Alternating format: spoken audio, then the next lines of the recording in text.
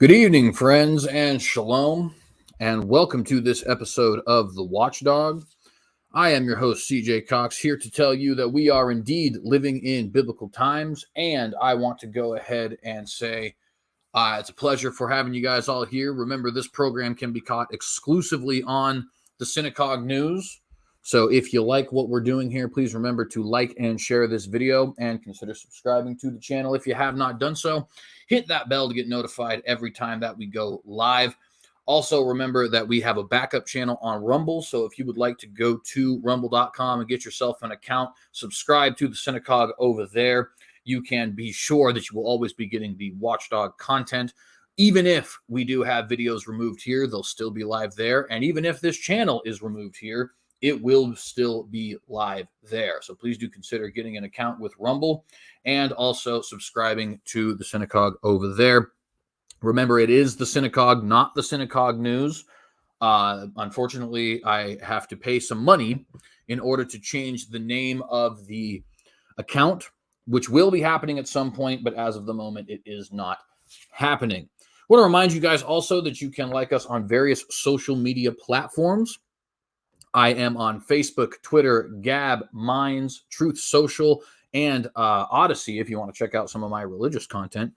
You can follow me at the tag The Synagogue for any of those different websites, and you will be able to find me there. Please consider not only following me there, but also sharing this video to whichever one of those websites you happen to frequent. Again, I am on Minds, Gab, Twitter, Facebook, and Truth Social. So pretty much anywhere that you can be on social media, with the exception of dumb stuff like Mammoth and Threads, and I may even end up going onto those programs at some point as well, because why not, right?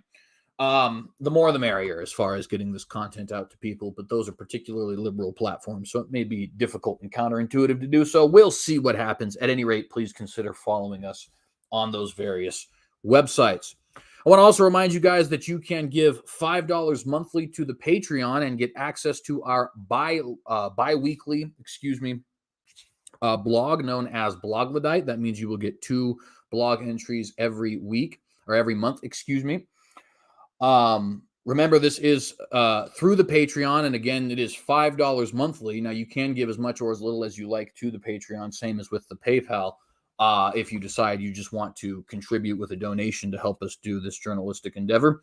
However, if you would actually like something for your payment, you can actually join the $5 tier and get access to the WWIII bi-weekly political column. And I certainly appreciate anybody who is doing that.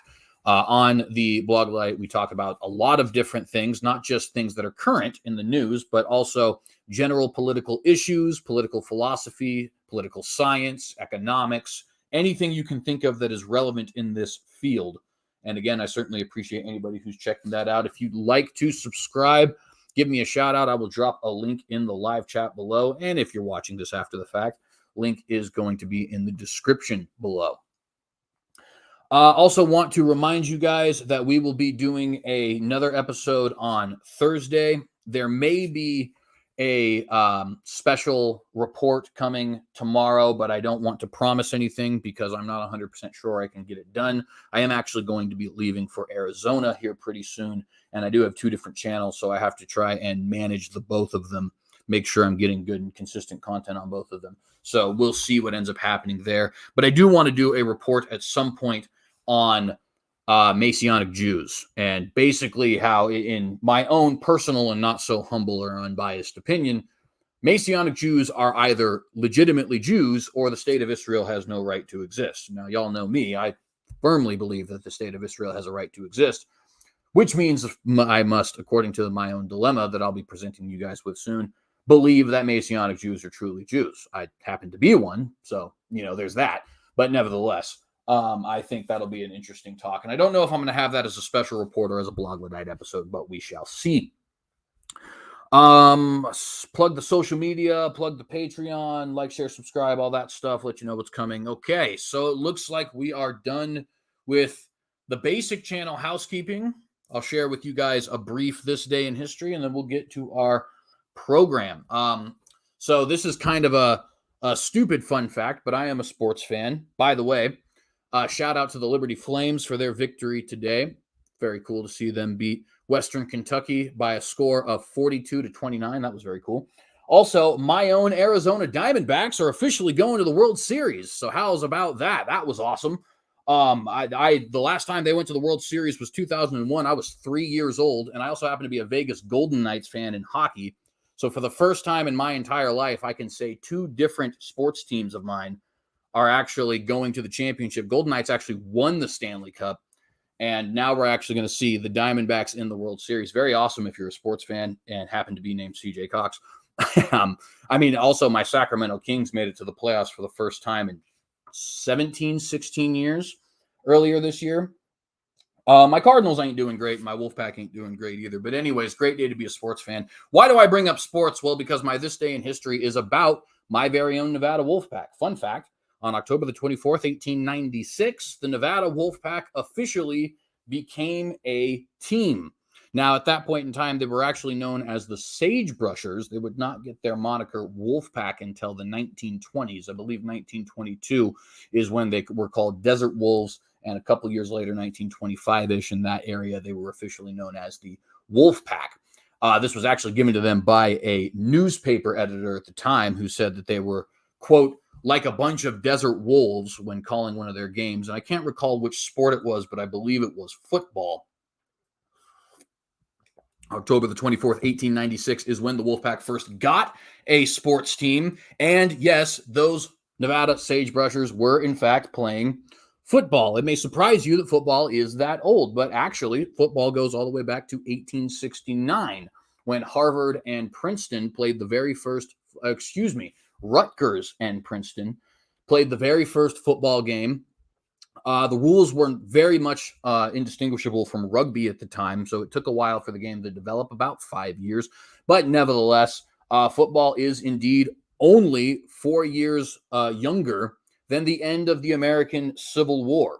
And it was in 1896, as I said, that my own Wolfpack team, my boys, were actually founded. So there's your little This Day in History fact. I know a lot of you guys are probably thinking to yourselves, well, sports history doesn't even really matter, but it does to me. So here we are, and there's your fun fact for today.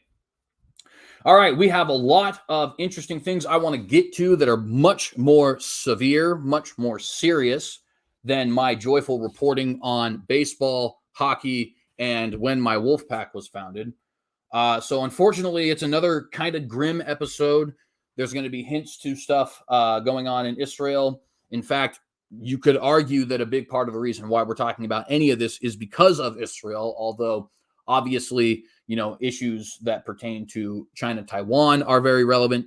Issues that pertain to North Korea, Japan, or North Korea, South Korea are very relevant. Issues that pertain to China, the Philippines are very relevant. Issues that pertain to Russia, Poland, or Russia, Ukraine being the big one are very relevant. And of course, other regional powers like Saudi Arabia, Turkey, and so on and so forth, Pakistan, India, that whole thing are all very important in this as well. Now, we're not going to be addressing every single one of those issues, but nevertheless, I just want to point out that this isn't simply at the feet of the Israelis and Arabs for having the war that they're having right now. There is actually a long list of alliances that create a kind of domino, an intertwined web that could potentially lead to a larger conflict, though, of course, it's also possible that a larger conflict does not happen. We don't want to be alarmists here. We just want to make sure everybody's informed, right? Nevertheless, I want to go ahead and jump into some of the articles we have today. We're going to start with the nation of Iran. The so-called Islamic Republic of Iran again threatens involvement in the current Israel-Gaza war that has been raging since October the 7th. Now, some brief updates before we actually get to everything that's going on with Iran. Thus far, we are here on October the 24th, 2023, and we still, now, for those of you who are mathematically challenged, from October the 7th to October the 24th, that would be 18 days. We are still waiting on Israel's ground invasion of Gaza. And some people, in fact, think that it may not happen at all. I am not amongst their number. I think Israel will at some point try. The full-on decimation of Hamas that Benjamin Netanyahu promised does, however, seem pretty unlikely at this moment. And I'm not 100% sure why the Gaza invasion hasn't taken place, but I know there's a couple of theories, and I can tell you which ones I happen to support the most. I don't think they're necessarily worried about whether or not they will have a political entity to govern Gaza after they take Hamas out, though that is relevant. And I don't think that they're necessarily worried about humanitarian crisis, though they have certainly done their best to avoid humanitarian crisis in the region by giving them plenty of opportunity to leave. In fact, it was announced on, I believe, October the 12th. You guys have 24 hours to leave. And here we are, October the 24th. You have to count October the 12th. So that's actually 13 days. That's 13 times longer than 24 hours in case anybody is mathematically challenged. But nevertheless, that is, none of those things are, I think, the reason that the Israelis have not invaded Gaza quite yet. I think there are two main reasons Israel has not invaded Gaza yet. Number one being they don't want to stretch themselves too thin and leave themselves open to a potential attack from a northern or eastern neighbor, right? They do have Hezbollah at their northern border. Hezbollah is absolutely threatening to fight Israel at this point in time. There's even been some rockets shot back and forth, Israelis to Hezbollah and Hezbollah to Israelis. We'll even have a little bit to talk about with that particular subject later on. Also, Syria and the Assad regime, though it is very weak, has certainly wanted to get involved in this conflict. The Assad regime, much like Hezbollah, is backed by Iran, and Iran itself has threatened much involvement, as we've already been pointing out with the title here, though we haven't actually gotten to the articles or the subject. And by the way, Hamas is backed by Iran as well. And Jordan, who is also a quasi-ally of Iran, has also threatened involvement and has declared solidarity with the so-called Palestinian people. So there is a lot of worry that if Israel commits to a full-on ground invasion of Gaza, that other nations may seize the opportunity to attack Israel, and the Israelis want to make sure they are not open to that attack, and also that they're not stretched to the point of having their only reasonable option being getting a foreign nation involved, or the infamous Samson option, or something along those lines, right? So I think that's the main reason. The other thing, though, is, of course, Israel is under the watchful eye of the international community, and the international community has been very clear that they do not want this invasion to take place. And by the way, everybody in the international community has been saying this, whether they be pro-Palestinian, such as China, South Africa, Iran, sort of Saudi Arabia to an extent, or even if they be pro-Israeli, for example, the United States of America, and a collection of other nations, but none of them are particularly important in the international scale. So with that, Israel doesn't want to lose the sympathies of the world, which is a little bit ridiculous, if you ask me. I think you should just defend your country and worry about the sympathies of the world later. I also think the longer Israel continues its prolonged bombardment of Gaza, the longer civilians are being killed because schools and hospitals and synagogues and churches and so on are exploding because of missiles coming out of Israel, the longer this takes place, the longer we are going to see, or the more, we are going to see sympathy for the Israelis wane. And in fact, it's already almost gone, frankly. So they're certainly making a miscalculation, in my opinion. If they had gone in and finished the job, or at least were in the process of finishing the job as we spoke, I think that we'd probably be at the same level of waning support, but without the possibility of another 16 days. No, I was right the first time, 18 days of conflict to come before, and also however long else it would take, right? Who knows how long crushing Hamas in Gaza would actually take. But I understand the first reason much more than the second reason. I mean, Syria, though it is very dysfunctional because of the ongoing Syrian civil war, is a nation. Jordan is a nation. Iran is a fairly powerful nation. And Hezbollah, though it is not a nation, is certainly not Hamas. Hamas is almost like the Crips and the Bloods. They're like pathetically incompetent, kind of intelligent in certain ways. I won't lie. I mean, and we even talked about that a little bit in our special report on their Hamas charter. But nevertheless, ruthlessly incompetent, and it's kind of pathetic in many ways, if we're being very honest with you. Hezbollah, the very last word, the very last adjective you could use to describe Hezbollah is incompetent. They have an army of between 40 and 80,000 soldiers. And they are indeed soldiers. They have fought in the Syrian civil war. They have fought in various wars in Africa. Some of them are even still veterans of the Gaza war from 2005, 2006. Some of them are even still veterans of the South Lebanon war in the 1980s. I mean, that was not that long ago. You may say, oh, it's 40 years. That's pretty long. Oh, not particularly, right? You can still be a 58-year-old soldier. If you were 18 fighting then, you can absolutely be a soldier still to this day, right? And of course, they're in Lebanon, which means if you attack them, you potentially get Lebanon involved. So the first reason makes a lot more sense to me than the secondary reason. I think the secondary reason is entirely a miscalculation on the part of the Netanyahu government. That being said, we have the context set. Iran has again threatened involvement in this conflict. And I want to share with you this article here that originally comes from Newsweek, though we're actually getting it from Microsoft Start. Iranian commander threatens an attack, quote, when there will be an order, end quote. In other words, he's saying there will be an attack when there will be an order. And by the way, I misspoke earlier. This is not my article from Newsweek. This is actually from ISA News. So my apologies there. But again, we are actually getting it through MSN anyways. So this is obviously something I think is incredibly interesting. We're definitely going to have a lot of things to talk about here. Let me go ahead and adjust this camera so that it doesn't look too ridiculous. There we go. Definitely going to have a lot of interesting stuff to be talking about here. And let's just go ahead and jump right into the article. Now, this is not the first time that Iran has threatened to get involved in this particular engagement. So this may end up being a nothing burger. It was certainly nothing burger the first time, and Iran is known to talk a big talk while walking a very small and weak walk. But nevertheless, we all thought that about Hamas as well. And here we are in the year 2023, in the month of October on the 24th day. And indeed, Hamas was actually willing to walk the walk, at least a little bit. So Tehran is issuing threats toward Israel. One of the Revolutionary Guard commanders, named Ali Fadavi, conveyed that Iran would not hesitate to fire missiles at Haifa if such an order arose. Now, it is important to note this is not one of the political members of the Iranian government, but rather a military commander, right? As it just says here, Revolutionary Guard commanders. And of course, military personnel are known to say things like this from time to time. You can just see here in the United States of America that our generals will often say things that seem a little bit war hockey. And that's part of the job. You're supposed to say those kinds of things, right?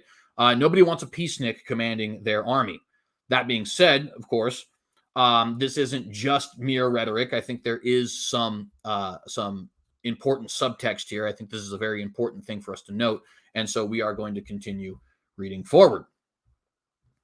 During a meeting with university students in Tehran, Fadavi responded to a question about Iran's direct action targeted at Israel. And this is another important thing to note. This was not done in an official government capacity per se. It was done basically while he was giving a lecture to a bunch of students,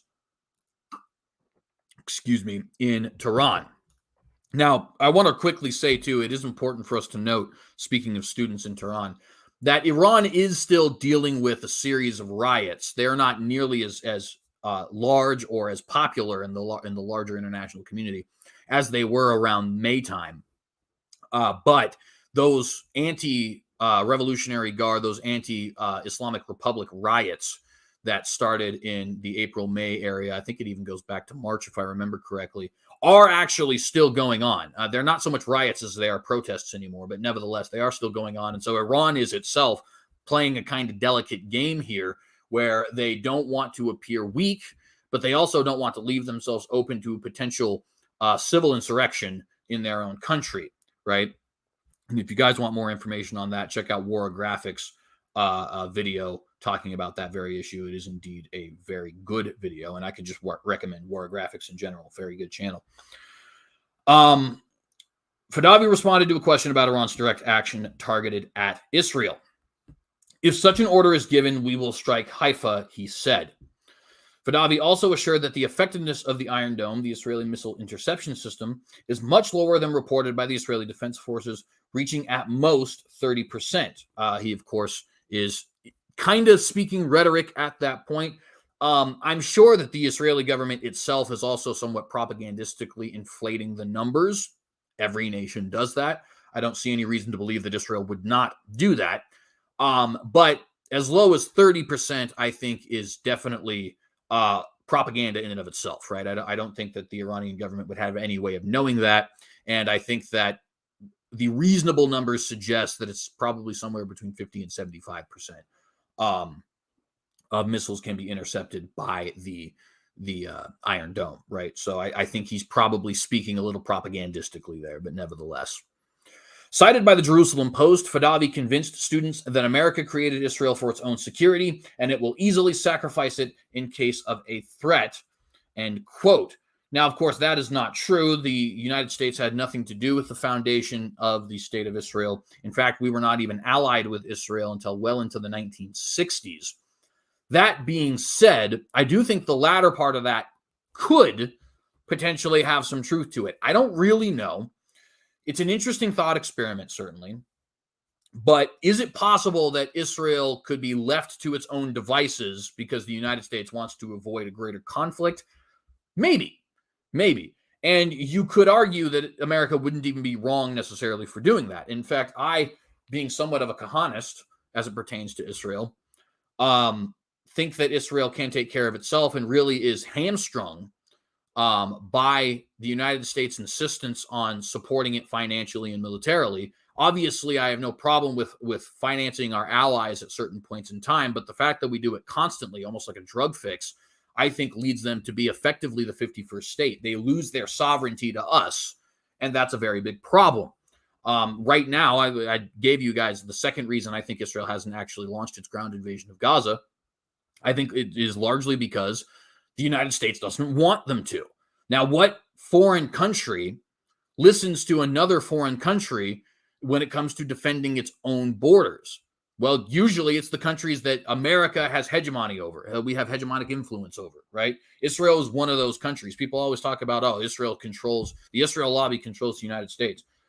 The exact opposite is true, friends. The United States domineers Israeli politics, right? The United States tells Israel whether or not they can or cannot invade Gaza. The United States tells Israel whether or not they can or cannot use airstrikes against Saddam's weapons of mass destruction, which were not nuclear weapons. They were chemical weapons, but nevertheless, or against the nuclear facilities in Iran. Israel is beholden to America much more than America is beholden to Israel. And like I said, it is effectively the 51st state without any of the rights of any of the 50 states. And so I think in a lot of ways, we actually hurt Israel by our support, which doesn't mean that under no circumstances do you support an ally. I think that we should have a treaty that specifies when and where that help comes from, like we do with every other country. And I also do think that it should be something that happens when it is needed, right? Like if Israel is on the brink of destruction, sure, we can sell them F-35s, but we shouldn't just be giving them F-35s every year necessarily. I don't think that that's particularly wise for our own foreign policy. And I don't think Israel needs it either. I think Israel is a big boy that can take care of itself. And I don't mean that insultingly. I mean, it's literally the modern day Sparta, right? Like it's a very powerful, both militarily and politically and economically, nation that is certainly capable of handling itself in most situations, right? So nevertheless, so should the United States be getting involved? I don't necessarily think so, right? And I think it would be maybe good to leave Israel to its own devices in this war. And actually, I think we would thereby free them and allow them to take care of this enemy, take care of this threat more succinctly. Now, if they request some kind of financial aid a la Ukraine, we can talk about that at that point in time. I think Israel is by far our strongest ally on the entire Asian continent. And so I think that it is worthwhile to consider supporting them if indeed they require it. And by supporting them, I mean nothing more than giving them military aid. I don't think we should, under no circumstances do I think we should have boots on the ground there. Maybe I'm not under no circumstances. I guess I shouldn't speak so brashly, right? But nevertheless, United States troops in Israel is a one-way ticket to World War III as far as I'm concerned. But at any rate, I hope I'm making sense with the way I'm laying this out. Let's continue back to the article. Since the time of the Ayatollah Revolution, Iran has been in conflict with Israel. Therefore, Tehran is not indifferent to the current situation. Hossein Amir Abdollahian, excuse me, I probably said that wrong, the foreign minister in Tehran, warned of an escalation of the conflict due to the situation in Gaza. Quote, today, this region has become a powder keg. I want to warn the United States and the puppet regime in Israel. Notice he calls it the puppet regime in Israel. I don't think it's quite that severe, but I think they do have a point. I think we very much tell Israel when and where they're allowed to bark, bite, or anything further. At any rate, he says, I want to warn the United States and the puppet regime in Israel that if they do not immediately stop crimes against humanity and genocide in Gaza, then everything at any moment will become possible and the situation in the region will spiral out of control, end quote, said Amir Abdullahian. Now, of course, there is no genocide and war crimes taking place in Israel. I mean, the concept of war crimes is a little bit ridiculous anyways. Should individual nations have war crimes? Absolutely, right? Like if a United States soldier kills somebody who is not a threat, or tortures somebody, or commits some kind of sexual assault or something like that, should we hold that soldier accountable? Absolutely, 100%, right? But the concept of international war crimes to me is incredibly stupid, frankly, and especially considering the fact that a lot of the things they declare to be war crimes are frankly just not things you can control for, in a conflict. Like, for example, when they say intentionally targeting civilian targets is a war crime. And I say this in the most peacenicky way I possibly can, because I am quite anti-war whenever it is possible to be anti-war. But if I am at war with your country and a factory in a purely civilian area is producing tanks and bullets and helicopter propellers and stuff like that, I would be stupid not to bomb it, quite frankly. And I think that's something that we in the modern world have kind of forgotten, right? War is quite brutal. You can't just allow people to produce everything and then get there on the battlefield with you and have a good, nice, clean fight. This isn't the UFC. This is warfare. It's the ugliest thing that human beings do to each other that I can think of, right? So this idea that like, oh, you can't strike civilian targets, that's just wrong. Now, you shouldn't go out and commit genocide against civilians, certainly. You should try to avoid collateral damage whenever possible. But should you bomb factories that produce the material that the army is using to fight against you? Obviously. Of course you should. That's not even a question. And if you ask the question, frankly, your teacher told you there was no dumb questions. Well, that's a dumb question. It's a dumb question. Should you, bomb corridors that, while they may be used for civilians to get out of the country that is war-torn, is also being used by the military to have covert operations against you? Yes, of course. Absolutely. Like, no doubt about it. Should you bomb places of worship or hospitals or schools if you have sufficient enough reason to say, hey, we know that the enemy has stockpiles of ammunition there or has military operations taking place there? Yes, obviously. Of course you should, right? And if you say, wow, CJ, that sounds kind of harsh and brutal, right? That's why we shouldn't get in wars. What you should think when you hear all this stuff is not, man, that's incredibly brutal. It kind of sounds like you're a little bit calloused. I'm certainly not calloused. This is the very reason why I said in the most peacenicky way possible, right? We should avoid war at all costs. Why? Because war is not pleasant. You're not tickling each other with feathers and flowers until the next balloon pops and the fat lady sings or something ridiculous of that nature, right? War is vile. It is very brutal. And there's nothing you can do about that. Absolutely nothing you can do about that. You can be the most chivalrous army in the world, and you should be, and you will still kill civilians. You will still have men, women, and children handicapped for the rest of their life. You will still have people who go through utter agony, both mentally and physically, on the battlefield and off the battlefield. And there's nothing you can do about that. You can limit it. You can try to make sure it doesn't happen whenever possible, but you cannot avoid it. It's just not a thing. So you should avoid warfare at all costs. But when the gloves are off, they're off, right? You can think of it this way. I should avoid getting in fights with somebody. But if somebody is actually trying to rob me at gunpoint and I have the opportunity to break his leg, I should do that. Now, is it good to break people's legs? Of course not. Of course not. And that's why I should avoid fighting. I don't want to break people's legs. I don't want to put them in the hospital. I don't want to cripple them, potentially kill them, right? But if we're in a situation where that person has forced me against the wall, I should absolutely take the opportunity to break his legs. No doubt. It's not even a question, right? So anyways, this is my very long way of saying there's no genocide going on in Gaza. And the idea that there are war crimes going on in Gaza, well, I don't think by any rational understanding of what a war crime is, I don't think there is. And I think only Israel should hold Israel accountable for that, and which is the same for any other country for that matter. And if you mean by the UN standards, well, yeah, that's true. But by the UN standards, there's not a single war in which both sides aren't flagrantly committing war crimes because the UN standards are completely ridiculous. Anyways, back to the article at hand here. Iran-backed Hezbollah is also getting involved in the conflict. In recent days, there have been exchanges of fire between Israel and fighters from this Lebanese organization. And we'll have a little bit to talk about with that here in a moment. So, yeah, Iran is threatening to get involved. That is obviously very important. Hezbollah already is getting involved, though lightly. They're certainly not getting involved to the same extent that Israel is worried about.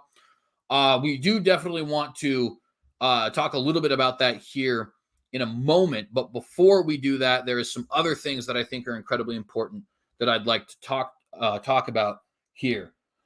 Let me get a drink here of my tea really quickly. All right. So next thing we want to talk about, and this is just adding to this idea, are we potentially flirting with World War II or World War III, excuse me. I wish it was World War II. It would be awesome if only one World War had happened, but unfortunately we don't live in that reality. Anyways, so China, Russia, and friends is what I'm titling this portion of the program. So China and Russia and Hezbollah have been concerning, to say the least. And there's a lot of stuff that is not being talked about right now that really should be being talked about right now in regards to these nations. Okay, so I'm going to go ahead and share my screen here again to our next article. We have this lovely article here from the Eurasian Times. 6 Chinese Navy warships stationed in the Middle East amid U.S. Navy's heavy presence in the region. Now, I want to clarify here very quickly. I believe the article does, but it is important for us to note that these warships have been in the region since May. Oman is a quasi-ally of China, and they were doing joint military operations with Oman since May, right? So that is why these ships are here. Sorry, my nose is just super itchy right now. That is why these warships were there in the first place. That being said, it's not entirely irrelevant that they're there, considering everything that's popping off and considering China has been quite clear that they want the violence to stop, that they are pro-Palestine. They have warned Israel against a Gaza invasion, and they have been very vocal about having a potential two-state solution, and all of this, by the way, that's not that they care about Israel or Palestine, but all of this is very important for their One Belt, One Road initiative, if you guys are familiar with that. They're trying to build a highway from Beijing into London, as well as a seaway basically around the Asian continent and through the Suez Canal. We'll probably talk more about that in a later episode, but nevertheless, so potentially China's getting involved. And remember, we already have 2 aircraft carriers, the Gerald R. Ford and the Dwight Eisenhower, as well as their strike forces in the region as well. So, and again, we also have 2,000. So I say again, because we reported on this in our last episode, we also have 2,000 soldiers on high alert, ready to be deployed to the Israel-Gaza region. Right now, this flies straight in the face of what Secretary of State Anthony Blinken and President Joe Biden said on October the 8th, the day after this attack took place, right? They said no boots on the ground, no possibility of boots on the ground, and Israel doesn't even want boots on the ground. It still remains true that the Israeli government does not want American boots on the ground. However, the United States has kind of changed its tune and has 2,000 soldiers ready to be deployed in Israel. And again, if you're not familiar with that, please go back to our previous episode and get some information on that. All right, so 6 Chinese Navy warships stationed in the Middle East amid U.S. Navy's heavy presence in the region. Amid the war between Israel and the Hamas militant group in the Gaza Strip, up to 6 Chinese warships have been operating in the Middle East over the past week, according to the Chinese military Ministry of Defense. Now, again, I want to clarify here, this article is slightly misleading. They have been there since May, specifically off the coast of Oman, where they were doing joint military drills with the Omanis, if that's how you say that, Omani maybe, I don't know, Navy. Okay, so we want to clarify here a little bit. This is a little bit sensationalist. Sensationalist. I can English, I promise. But it's not entirely irrelevant, which is why we're still reading it. According to a statement from the Chinese Ministry of Defense, the 44th Naval Escort Task Force has been in regular operations in the region since May. All right, so there you have, in case you guys doubted what I'm saying, this article even admits that. Last week, they also conducted a joint exercise with the Omani Navy during a visit to Oman.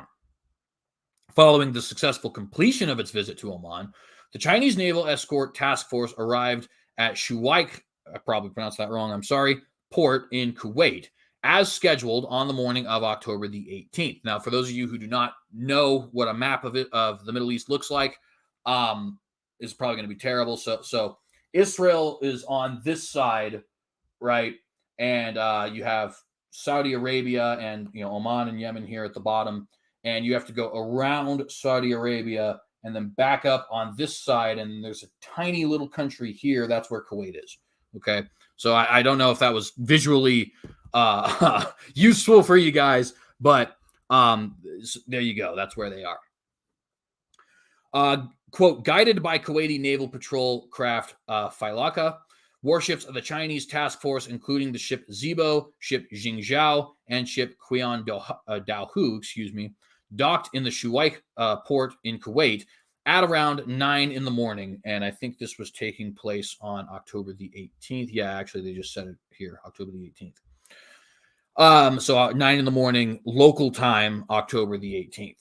They were welcomed by more than 200 people, including representatives of the Kuwaiti military, staff of the Chinese embassy in Kuwait, and overseas Chinese, end quote, the Chinese Ministry of Defense said. The task force hails from the People's Liberation Army Eastern Theater and compromises the Zibo, a Type 052D guided missile destroyer, the frigate Jingzhou, and the integrated supply ship Qian Daohu. Having arrived at the Gulf of Aden north of Somalia 6 months ago, the task force has primarily been escorting shipping missions. However, earlier this month, it passed on its responsibilities to the 45th Escort Task Force, according to the SCMP. Under the command of the PLA's Northern Theater, the new convoy includes the, I'm totally going to pronounce this wrong, I'm sorry, Urumqi, another Type 052 destroyer, the frigate Linyi, and the supply ship Dongping-hu. The Linyi was noted to have taken part in its first mission, escorting a Panamanian, probably. I don't really know how you say that word, I'm sorry. Cargo vessel to an undisclosed location earlier this month. Meanwhile, this tour marked the destroyer Zibo's first escort mission since its commissioning, in January 2020, while the Urumqi, commissioned in the early 2018, had previously been involved in another escort mission in the Gulf of Aden 2 years ago. Now, it's important to note, as you can tell by the fact that they were here since May, and as you could further tell by the fact that they have had missions in the Gulf of Aden as recently as 2 years ago, this is not entirely out of the ordinary, right? So this is it's important because of the close proximity of the American Navy and the Chinese Navy and the fact that we're on different sides of this conflict. But, one second. Whew. But It is being sensationalized by some, certainly. That's not to say we shouldn't have any worry about it. It's not to say we shouldn't look at this with some level of concern. It is just simply to say we don't want to be sensationalized and say, oh, well, here we go. World War III is happening. It's certainly a threat of that, but we are not quite there yet. And I'm going to end this episode, by the way, with some positive news. But nevertheless, we'll get there when we get there. Naval presence of China and the U.S. in the region is the next section of this article from the Eurasian Times. As tensions in the region continued to rise, 6 Chinese vessels operating in Middle Eastern waters became increasingly significant. The news of Chinese warships in the region comes when the United States is ramping up its presence there. Following the attack by Hamas on Israel on October the 7th, the United States dispatched its most advanced carrier, the USS Gerald R. Ford, and its associated battle group to the Eastern Mediterranean. So that would be right off of the coast of the nation of Israel. The Dwight D. Eisenhower Carrier Strike Group is en route to the region. At the time of the publishing of this article, had not yet made it. I believe it is there now. Could be wrong about that, though. The Pentagon recently announced the deployment of an additional command ship, the USS Mount Whitney, to the Eastern Mediterranean, and on October 19th, the USS Carney, a DDG-64, an Arleigh Burke-class guided missile destroyer, successfully intercepted and neutralized multiple Houthi missiles and unmanned aerial vehicles in the Red Sea. Excuse me. So you can see we have the Carney, the Whitney, the Eisenhower, and the Ford all in the region, and there is also these 6 Chinese warships in the region. China and America are not friends with each other, in case you were curious. I'm sure you already know that, but I just like to make that very fine point. On October the 19th, I just read that, sorry. Interceptions of Houthi launches by the United States are exceptionally uncommon, which adds to the significance of this incident, especially considering the escalating tensions in Israel. Notably, in October 2016, the USS Mason employed countermeasures to thwart an attempted attack in the Red Sea, which was targeting the Navy destroyer and other ships nearby. In response to that incident, the United States launched sea-launched cruise missiles at Houthi radar facilities in Yemen. Nevertheless, the presence of both Chinese and U.S. warships serves as a clear indication of the involvement of these 2 global powers in the region. And while we don't want to be alarmist, that is the point that I would very much like to hint at here, is both the United States and China, who are not only not friendly with each other, but are on separate sides of the current conflict that is taking place there, do have warships in the region. And both sides' warships are on high alert. That doesn't mean anything, but it's important, right? I want to clarify what I said there. It doesn't necessarily mean any conflict is going to take place. That's what I mean. But it's important, and it could potentially lead to future conflict. That's a possibility, right? It could also be much ado about nothing. Very often these things are much ado about nothing. There is, like I said, some more pretty concerning things we're going to talk about here in a moment, and there is some more things that we'll talk about after that, which are actually positives, potentially. But nevertheless, we'll get there when we get there. This development comes when tensions have escalated between the 2 nations due to the Ukraine conflict, with China aligning itself with Russia. And I want to pause here again to say that is another part of the problem here as far as why this could potentially be bad, right? It's very well known that the United States has positioned itself in alliance with the Philippines, with Taiwan, and with Japan, and with South Korea as well, I should add, all of which are enemies of China, and in the case of South Korea and Japan, are also enemies of a Chinese ally, namely North Korea, right? That's all very well known. So, there you have it, right? Everybody already knows that, though. What is maybe less well known is that China is also very, very friendly with Russia and has taken Russia's side in the Ukraine conflict. And as I've been revealing to you guys today, China is also very friendly with Iran and very friendly with the so-called Palestinians. And that, of course, means by proxy, the PLO, Hamas, Islamic Jihad in Palestine, and so on and so forth, right?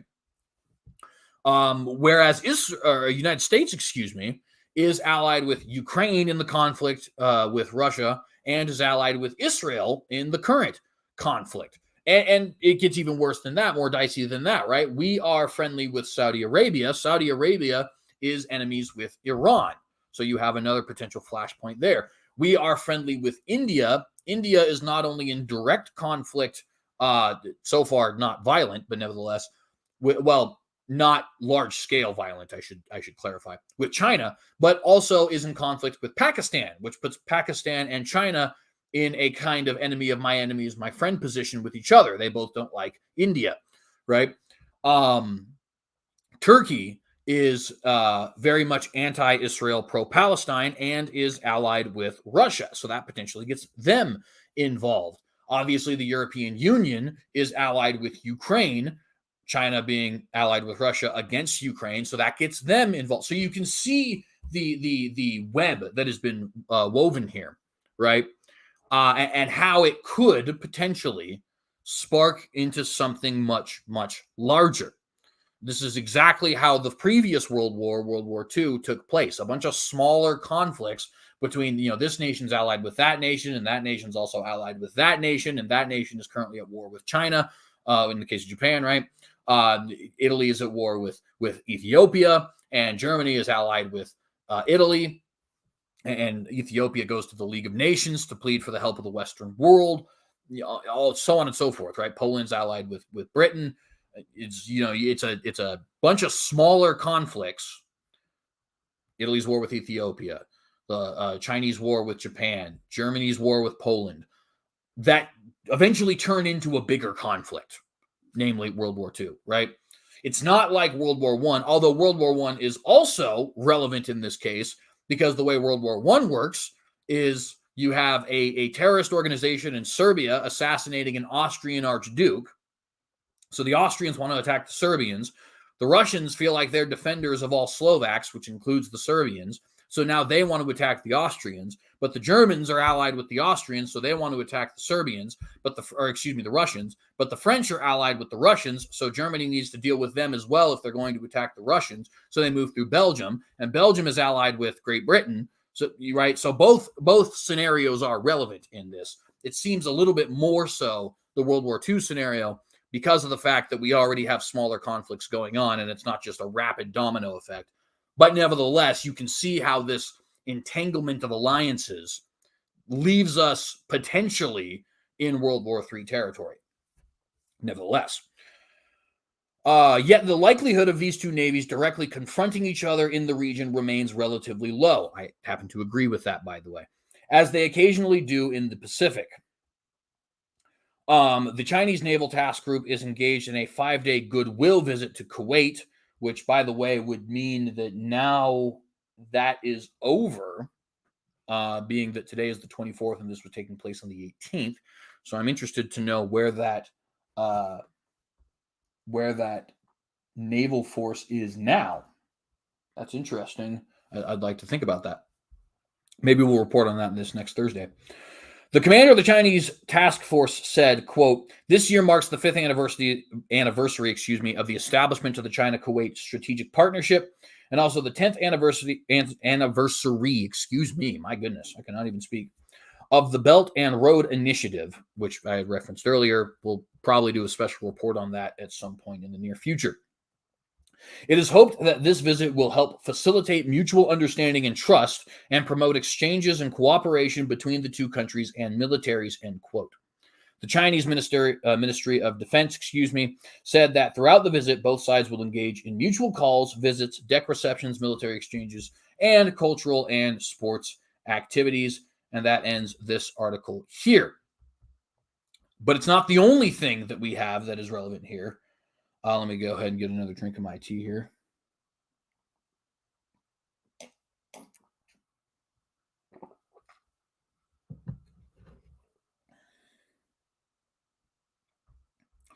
Nunya says you should get a landscape green screen that rolls on by. That's a brilliant idea, Nunya. I mean that sincerely. I will probably do that. A green screen would help so much with so many things.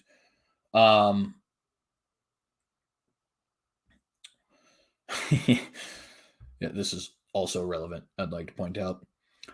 Anyways, back to that. I probably shouldn't be looking at the live chat quite yet. But so there's another important element of the Chinese problem here that I'd like to look into. So let's share a different article here. China has made a hypersonic missile breakthrough as U.S. lags behind. Now, again, we don't want to be sensationalist here.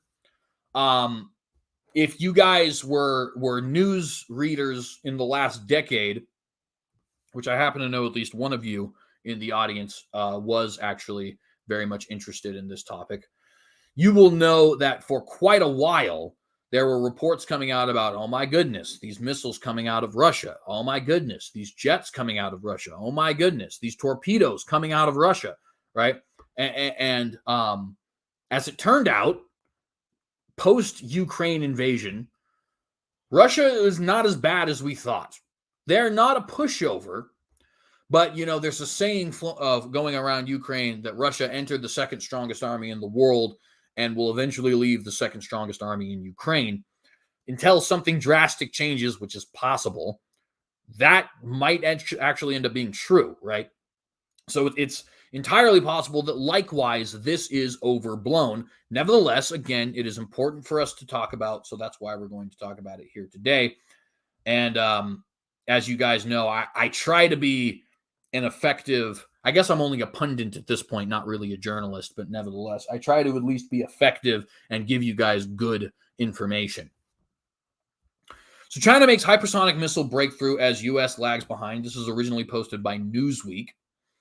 Chinese scientists have tested a new technology that could put the People's Liberation Army, that is the Army of China, the People's Liberation Armies, hypersonic missile technology well ahead of the U.S. Army's current technology. Chinese scientists have developed a special surface material for the WATCHDOG aircraft, which has Beijing ahead of the U.S., according to the South China Morning Post, which is not exactly an unbiased source, but nevertheless is certainly a relevant thing to mention. Oh, sorry about that. Hypersonic missiles are weapons that can travel at a speed greater than the speed of sound at a range between Mach 5 and Mach 10. The material was developed by scientists at the China Academy of Aerospace Aerodynamics, or CAAA, in Beijing and was tested recently. The thin surface material can quickly absorb heat, which was applied to the WATCHDOG aircraft during the test. Ai Bengsheng, deputy director of the CAAA, described the test as a complete success without revealing the time or location of the test. And of course, being that he is living in China, China is definitely a totalitarian regime that has a very strict control on information. It's very propagandistic. Think, Orwellian. It is possible that this is also propagandistic, though it is also possible that this is true. The new thermal protection technology developed by Chinese scientists can unleash the age of reusable hypersonic missiles, vehicles, and aircraft with longer range and faster speed, marking a breakthrough in existing technology.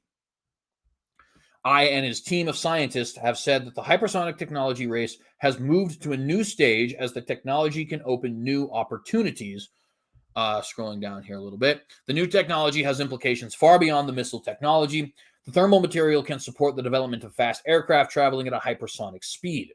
The hypersonic technology developed by Beijing scientists has the potential to usher the world into a new era of stealth military aircraft that can conduct operations around the world within an hour or two.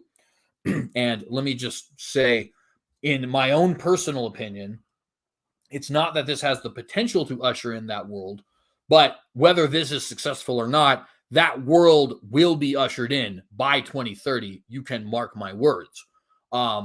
There's this saying people say, the future is not coming, the future is already here, or the short version, the future is now. And that is very much the case. I mean, the United States has a space force for crying out loud, right? We have nanotechnology that the military is using. We have, Boston Dynamics making robots, and Google and Elon Musk making robots. We have drone technology that is virtually imperceptible by its target, so on and so forth. I mean, we are getting to dystopian levels of warfare technology very, very quickly. And that is not even to include chemical weapons, biological weapons, nuclear weapons. People have toyed with the idea of an antimatter weapon, which as of right now is purely science fiction. But will it be forever? I don't know. A nuclear weapon was definitely, the idea that you could drop a star on somebody and completely incinerate an entire civilization was definitely science fiction at one point. It's not anymore and hasn't been for, 1945 to 2023, 78 years, right? So very possible that we could have an antimatter weapon at some point. Again, I don't want to be sensationalist, but you have to understand where we're at technologically speaking. We're getting to a point where even mere conventional warfare is going to be apocalyptic.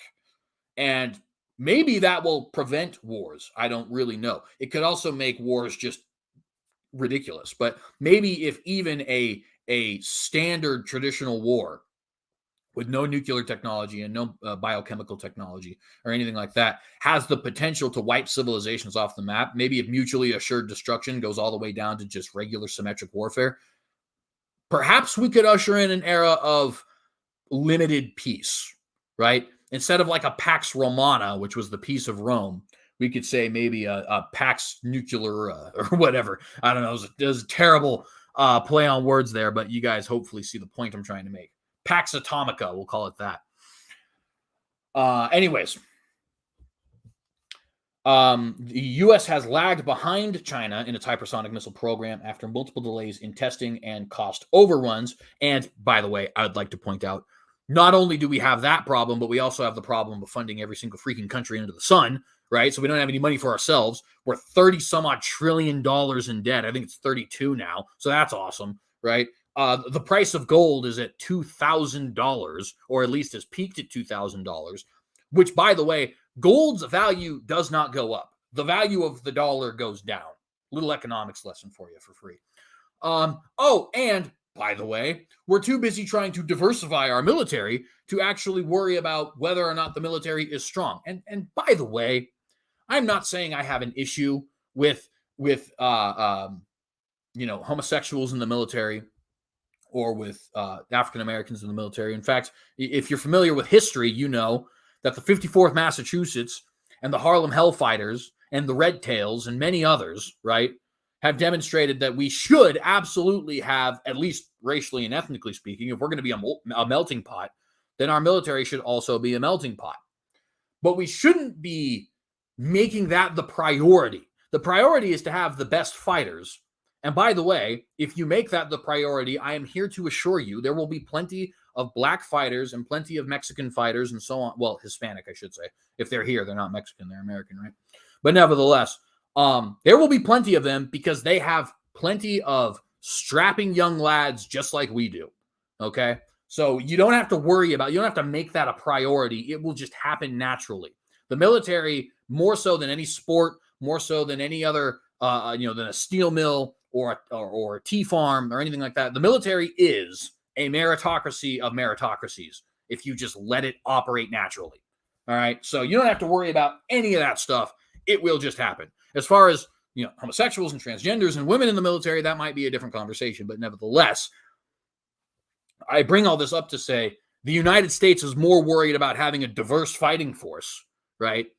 Women can be soldiers too, kind of fighting force, than we are about making sure we have the most effective fighting force. So on top of what this article mentions, you have our debt and our constant foreign aid to other countries, and the fact that we have a semi-sapient bowl of pudding currently leading the country, and of course the fact that we are more interested in getting brownie points with the rainbow people than we are actually building a strong military. And again, that is not anything against homosexuals in the military or even necessarily against homosexuals in general. Those are different conversations for other times. But it is not the purpose of the military to be an affirmative action group, okay? The military needs to be the strongest men possible, and I did say men, women should not be in combat roles, fight me. Needs to be the strongest, most athletic, most effective possible men in its force. We need to have the most intelligent and strategically minded men and who are great leaders in leadership positions. If that just so happens to be a homosexual male, fine. But if it's not, I'm not losing any sleep over that, and neither should you, because it's the best possible guy for the job. I'm ranting, I'm sorry. The Congressional Budget Office has recently expressed concern about lagging behind China in developing thermal protection technology for missiles traveling at hypersonic speed. Quote, the fundamental remaining challenge includes managing the extreme heat and let me redo this. The fundamental remaining challenge includes managing the extreme heat that hypersonic missiles are exposed to by traveling at high speeds in the atmosphere for most of their flights, end quote, said the January report by the U.S. Congressional Budget Office to politicians. On October the 12th, the U.S. Air Force conducted an operational test of a new prototype hypersonic missile developed by Lockheed Martin, but withheld the details about the objectives achieved or the insights gained from the test. The previous hypersonic test was declared failed by the U.S. military. I'm going to get another drink here again. The same missile, also known as Air-Launched Rapid Response Weapon, or ARRW, failed during a test in March. After the failed test, the U.S. Air Force floated the idea of dropping the program to purchase Lockheed Martin developed hypersonic missiles. However, the U.S. Air Force has said the decision to acquire Lockheed Martin will be event-driven and depend on the launch's success. The Chinese team is keeping the knowledge of how its scientists managed to break through a secret. In 2021, China flew hypersonic missiles around the globe, described by the U.S. military as technology that defied the laws of physics, which is, of course, concerning. We do not want our enemies to have weapons which defy the laws of physics. Of course, they don't literally defy the laws of physics, but which we can describe as defying the laws of physics in a sort of hyperbolic way, when we ourselves do not have those same weapons. That's very problematic. But China, you notice this is titled China, Russia, and Friends. China is not the only nation that is problematic here. We've already talked about Iran, China, of course. But Russia also has been doing some things which are deeply concerning, to say the least. And by the way, this is also accurate. Technically, the United States police does things which are considered war crimes under the Geneva Convention. Whether or not that's a point for my argument that the Geneva Convention's rules are stupid, or whether or not that's a question of police brutality, I'll let you guys decide. I know what I think, but we'll talk about that another time. At any rate, Russia has also been doing some deeply concerning things, and America has been responding to these deeply concerning things in ways which are deeply concerning, albeit not unwarranted, if I'm being honest with you.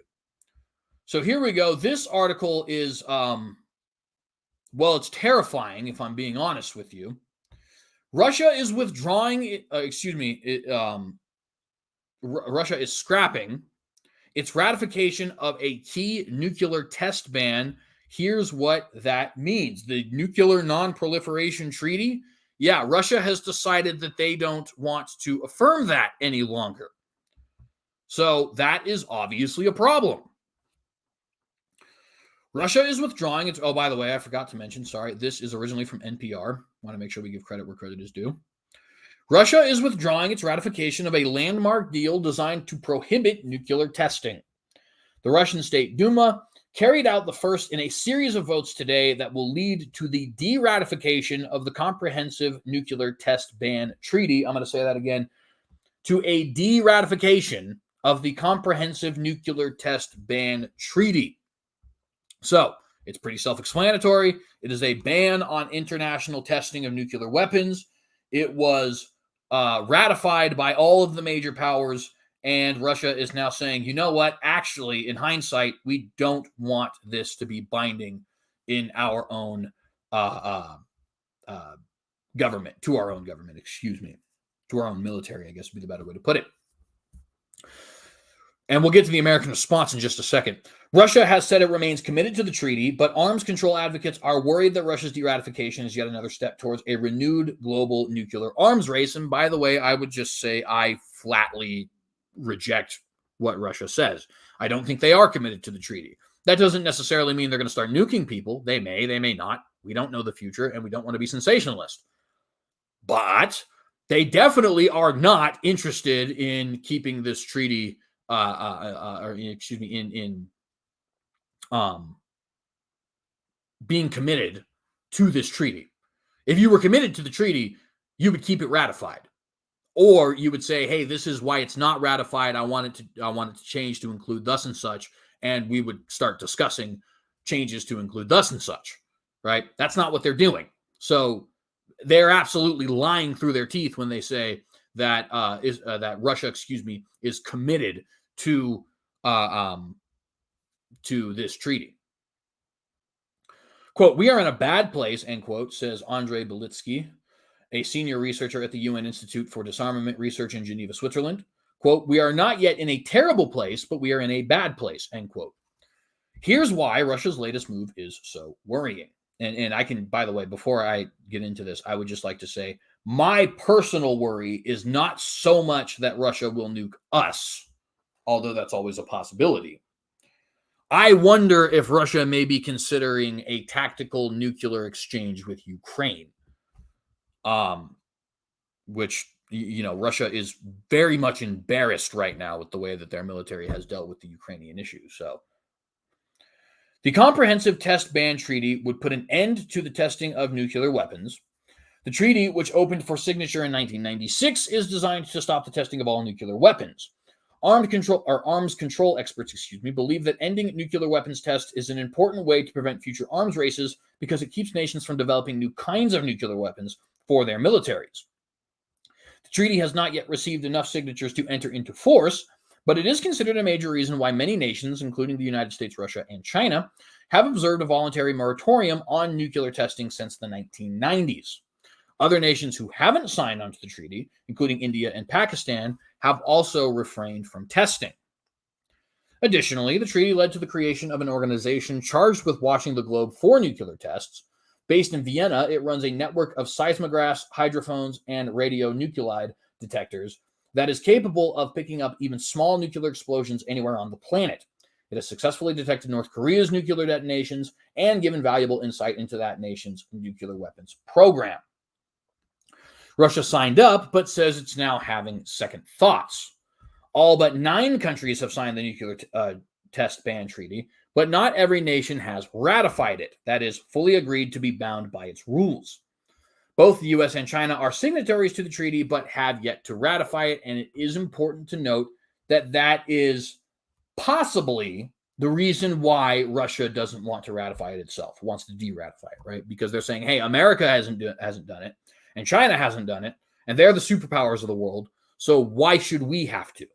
And to be fair, that's not an unfair point, right? I'm by no means pro-Russia, but well, I guess to a limited extent I am, in the sense that I think I'm a nationalist for all nations. They're sovereign just like any other country. But Vladimir Putin is clearly a very evil dictator, and I'm certainly not pro-current Russian government. But you could say that about most world governments, right? So who cares?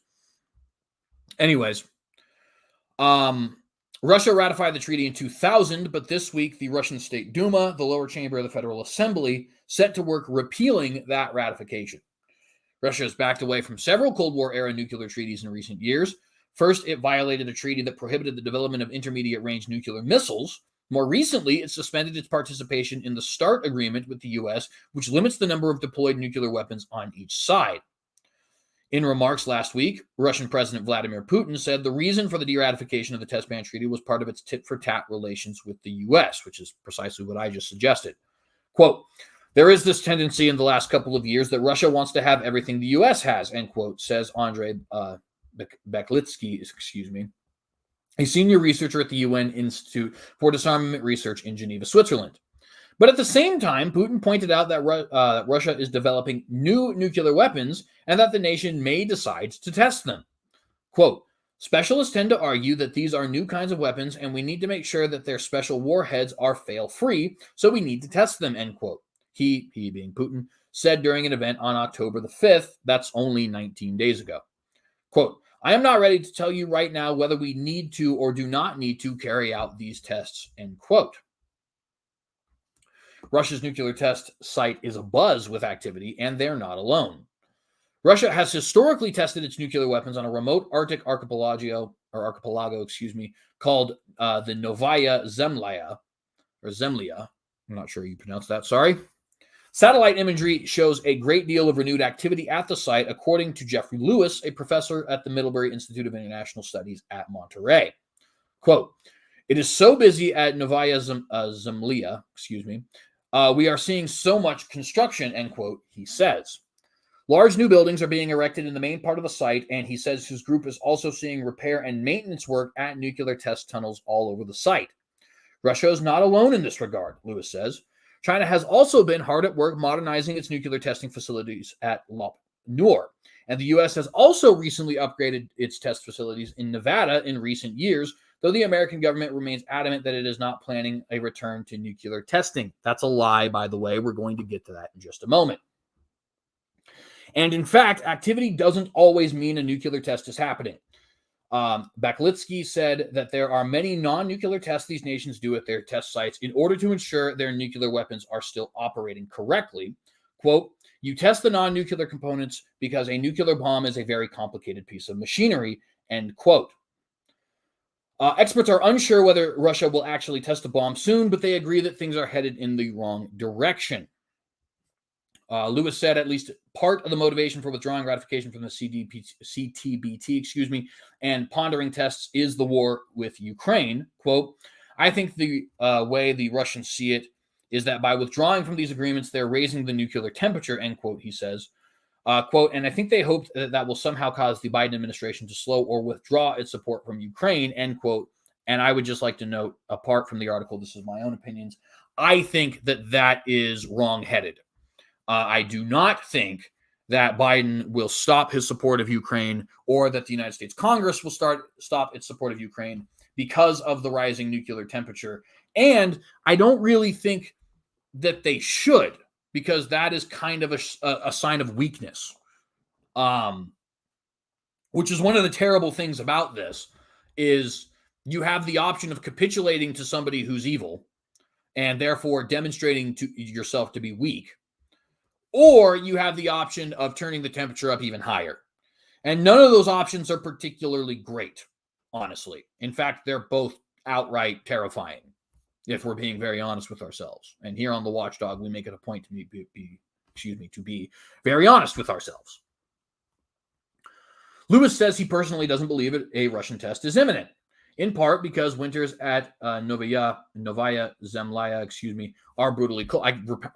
Oh my goodness. I have pronounced that differently 3 different times, and it's been in this article 3 different times. I'm sorry for this atrocious reading. In part because winters at Novaya Zemlya are brutally cold. But come spring, he thinks the odds Russia will test are probably 50-50. And I would say more than that for reasons we'll discuss in just a jiff. Andrei Baklitsky. My goodness. Come on, Jay. I can English, I promise. Maybe I can only English. I don't know.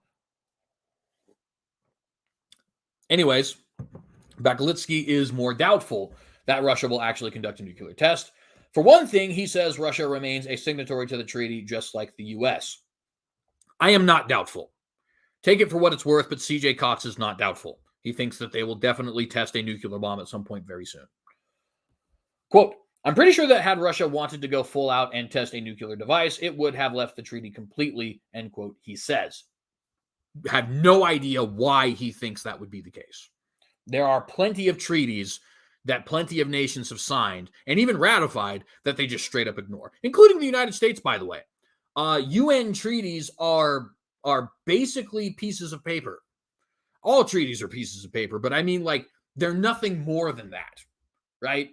The UN has virtually no power at all. In fact, we reported on this channel before that Antonio Guterres, the current UN General Secretary, has lamented this fact and has suggested that we build a United Nations 2.0 with teeth, meaning with the ability to enforce its dictates. So, yeah, that's just, I mean, frankly, with all due respect to Baklitsky, he's just wrong. He's just flatly wrong on this. Anyways, moreover, he says Russia has pledged to continue to operate international nuclear monitoring equipment that has been placed on its territory by the Test Ban Treaty Organization. Russia continues to operate 32 of the global test monitoring networks 321 monitoring stations, and many of Russia's stations are crucial for following developments in sensitive parts of the world, like North Korea, China, and Iran. But Beklitsky and Lewis both warn that the norms, which have long limited nuclear weapons development, are starting to fray. Quote, I think we're just in a really dangerous and uncertain period where things could really break badly for us, end quote, Lewis says. And he actually is not wrong. In fact, he's a little bit wrong because he undersold it. And let me tell you why. There is another very important development in the deterioration of nuclear norms, and that comes right here from our very own United States of America. U.S. conducts nuclear test in Nevada hours after Russian move to revoke global test ban. So remember when that article said the United States has no intention of reinstating its nuclear tests? Yeah, that was a lie. That literally the very next day, actually technically within hours, because Russia at that point in time, it was October the 19th for them, October the 18th for us, right? Nevertheless, the very next day, technically, but also within a few hours, whatever way you'd like to define it, we actually went through with a nuclear test in Nevada. Okay? The test came hours after Russian lawmakers said they planned to revoke the ratification of a global nuclear test ban treaty. So what that article previously said about America not actually being interested in this is just straight up wrong. It's incorrect. This originally comes from Fox News. The U.S. conducted a high explosive experiment at a nuclear test site in Nevada hours after Russia revoked a ban on atomic weapons testing, which Moscow said would put it on par with the United States, which, to be fair to Moscow, is actually true. Wednesday's test used chemicals and radioisotopes to, quote, validate new predictive explosion models, end quote, that can help detect atomic blasts in other countries, Bloomberg reported, citing the Department of Energy. Quote, these experiments advance our efforts to develop new technology in support of U.S. nuclear nonproliferation goals, end quote. Corey Hinderstein, Deputy Administrator for Defense Nuclear Nonproliferation at the National Nuclear Security Administration, said in a statement. My goodness, what a title. Deputy Administrator for Defense Nuclear Nonproliferation at the National Nuclear Security Administration. My goodness, that is a heck of a title. Anyways. Quote, they will help reduce nuclear threats by improving the detection of underground nuclear explosive tests, end quote. And by the way, you can see this article here, which we will not be reading. Putin has been spotted in China with a nuclear briefcase in rare footage. So, yeah, that's awesome, isn't it? Isn't it just so awesome? Don't you love living in 2023? I guess people in 1956 were probably saying the same thing, but my goodness, man. The whole world is run by a bunch of psychopaths. Anyways, the test is notable because of its timing. Russian lawmakers announced their intention to revoke the ratification of the Comprehensive Nuclear Test Ban Treaty. A bill will go to the Russian Upper House, the Federation Council, which will consider it next week. Federation Council lawmakers have already said they will support the bill. The treaty, adopted in 1996, bans all nuclear explosions anywhere in the world, although it has never fully entered into force. In addition to the U.S., it is yet to be ratified by China, India, Pakistan, North Korea, Israel, Iran, and Egypt. American officials have said more transparency is needed because while the U.S. and Russia don't test warheads, which we didn't test a warhead, they do conduct so-called subcritical experiments, explosions that verify weapons designs without the amount of atomic material needed to sustain a chain reaction, the Bloomberg report said. And in case you're wondering when I said I think that Russia will test nuclear weapons, this is why. We responded by when they turned the temperature up, let's just say for lack of better term, you got the thermostat, it's at 70. Russia said, you know what, 75. And America responded and said, actually 80, right? So I think that Russia will probably say, well, you know what, fine, 85.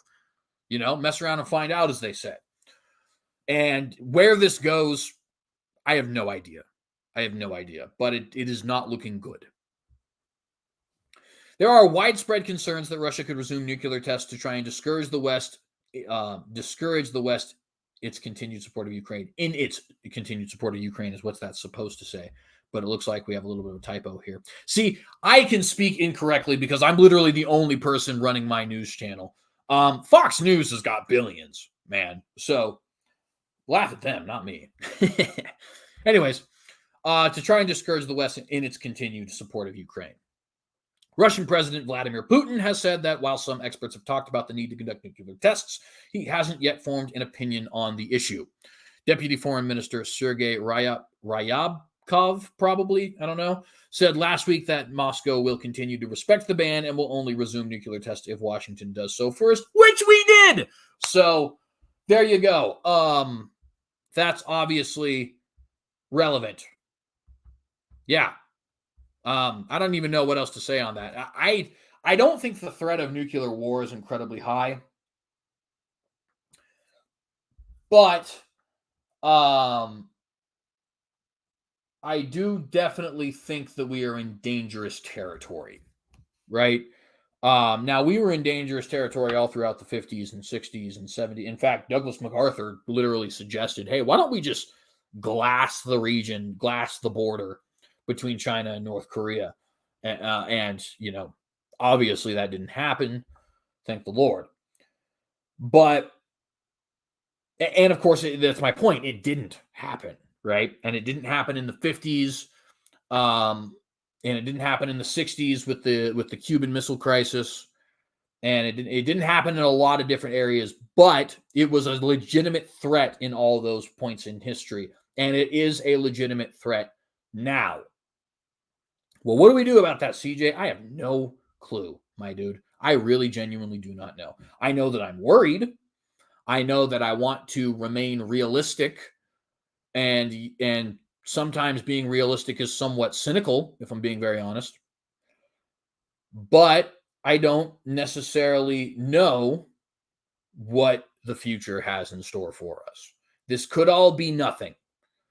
Right? It could be that 5 years from now, the Ukrainian war is over, the Gaza invasion happened, Hamas has been destroyed, and China never actually attacked Taiwan. That's possible. Okay. It's also possible that Ukraine in 5 years is a nuclear wasteland, and we're in the middle of World War III, and Israel has ceased to exist, and all this. Like, all of these things are within the realm of possibility, and anything in between, for that matter. Right?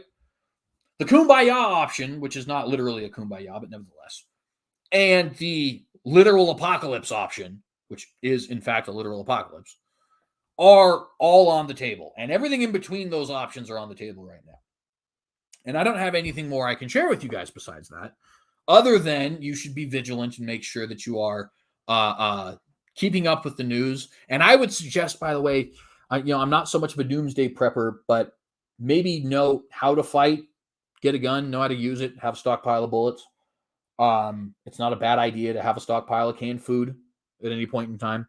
And that, by the way, at literally any point in time, all those things you can, it's not even just doomsday prepper stuff, right? You may need a firearm because somebody breaks into your house.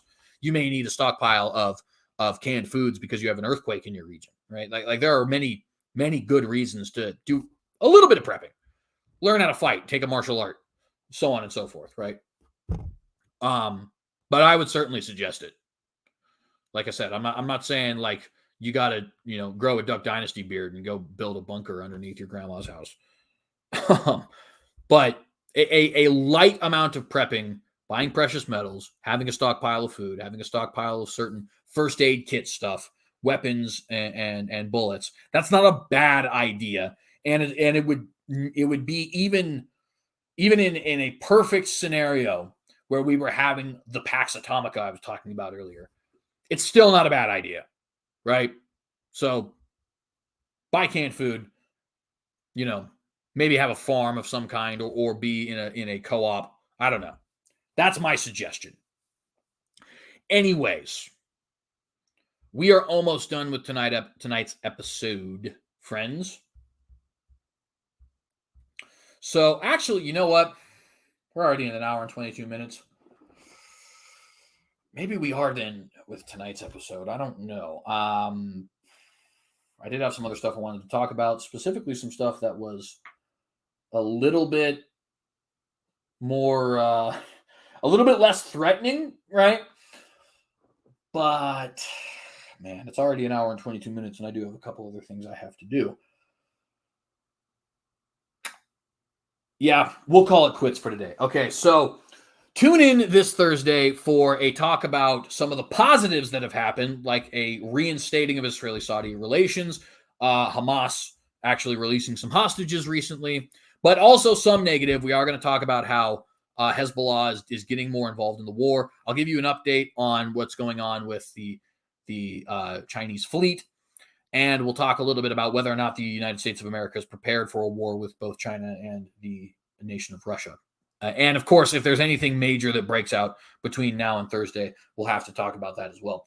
But at any rate, we're going to go ahead and call it quits for today. So, my friends, if you are watching this video, please consider liking and sharing this video, and please consider subscribing to the channel if you have not done so. Hit that bell to get notified every time that we go live. If you are interested, you can follow us on various social media platforms. I am on Gab, I am on Facebook, Twitter, Minds, and Truth Social as well. And you can also follow our backup channel, which is on rumble.com. I certainly recommend that you do so. Also, if you guys are interested in subscribing to my bi-weekly blog, I post every other Saturday on my Patreon, a blog called Bloglodyte. Yes, that is a play on troglodyte. I have a thing for cavemen. Fight me.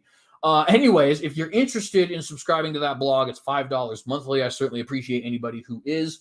And if you are interested, I will drop a link to that blog in the live chat. Remember, it is $5 monthly. And I appreciate anybody who's interested in that. Anyways, friends, we're going to go ahead and get out of here. I want to remind you, as we say here on the Synagogue News, think like a Neanderthal, because according to all the Ivy League types, which I have no problem with the Ivy League, but nevertheless, it got a lot of idiots running our country right now. You are a Neanderthal for thinking the way we think here today. So own it. Think like a Neanderthal. Be vigilant. Be watchful. Be watchdogs, I would say.